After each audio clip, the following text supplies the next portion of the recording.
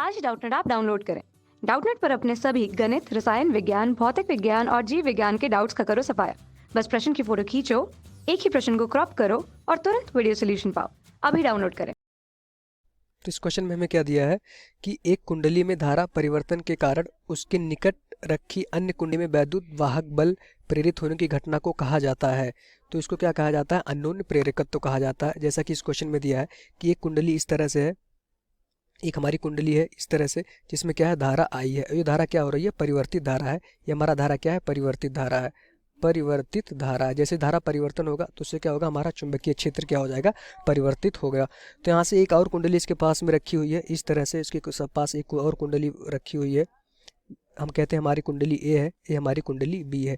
तो जैसे जैसे इस कुंडली में धारा परिवर्तन होगा तो यहाँ से जो भी चुंबकीय क्षेत्र होगा वो क्या होगा? परिवर्तित होगा। चुंबकीय क्षेत्र की वैल्यू क्या होगी? बढ़ेगी। तो यहाँ से जो भी चुंबकीय लाइनें निकलेंगी इस लूप से क्या करेंगी? इस तरह से ऐसे पास करेंगी।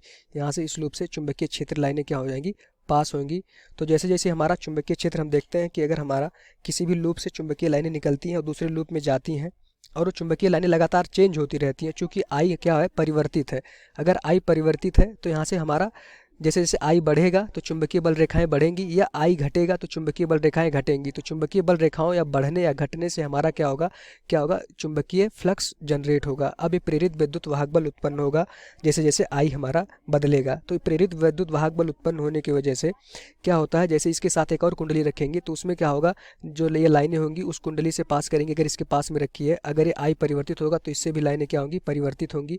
तो इसकी वजह से हमें पता है किसी भी लूप में अगर इस तरह से कोई लूप है उसमें चुंबकीय क्षेत्र परिवर्तित होते हैं तो उस लूप में प्रेरित धारा उत्पन्न हो जाती है।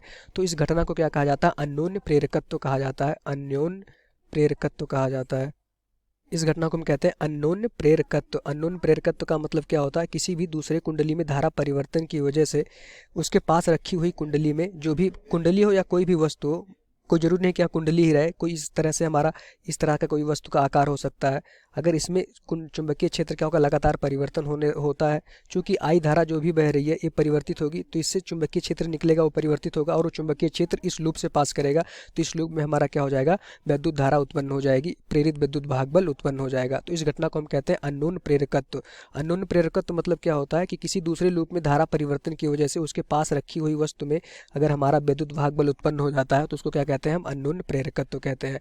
अगर क्या होता है सेल्फ प्रेरकत्व, मतलब क्या होता है? हमारा जो एक हमारा होता है स्वप्रेरकत्व, तो उसकी वैल्यू क्या होती है? अगर इस कुंडली में धारा परिवर्तन होता और इसी कुंडली में हमारा प्रेरित विद्युत वाहक बल उत्पन्न हो जाता तो उसे क्या कहते हैं? हम स्वप्रेरकत्व। पर कुंडली ए में धारा परिवर्तन की वजह से कुंडली बी में वैद्युत वाहक बल उत्पन्न होता है। चूंकि कुंडली बी में चुंबकीय क्षेत्र लगातार परिवर्तित होता है तो इस घटना को हम कहते हैं अन्योन्य प्रेरकत्व। अन्योन्य प्रेरकत्व इस घटना को कहा जाता है। तो इसका आंसर क्या हो जाएगा? अन्योन्य प्रेरकत्व। तो इस क्वेश्चन का आंसर जो हो जाएगा वो हो जाएगा अन्योन्य प्रेरकत्व।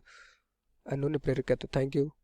कक्षा 6 से 12वीं से लेकर नीट, IIT, जेई वो एडवांस के लेवल तक 1 करोड़ से ज्यादा छात्रों का भरोसा। आज ही डाउनलोड करें डाउटनेट ऐप या व्हाट्सएप करें अपने सारे डाउट्स 8400 400 400 पर।